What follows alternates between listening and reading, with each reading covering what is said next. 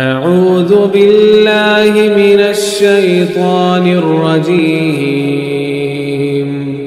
بسم الله الرحمن الرحيم۔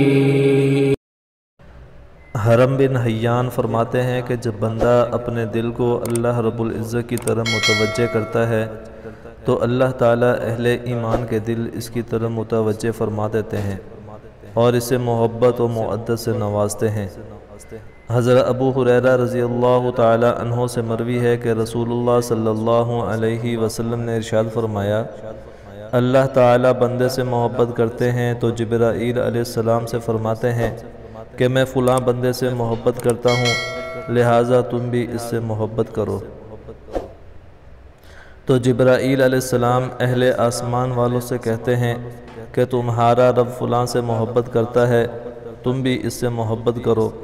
پس اہل آسمان اس سے محبت کرنے لگتے ہیں اور پھر اس کی مقبولیت اہل زمین میں بھی پھیلا دی جاتی ہے، اور جب اللہ تعالیٰ ناراض ہوتے ہیں پھر یہ سب بھی ناراض ہو جاتے ہیں۔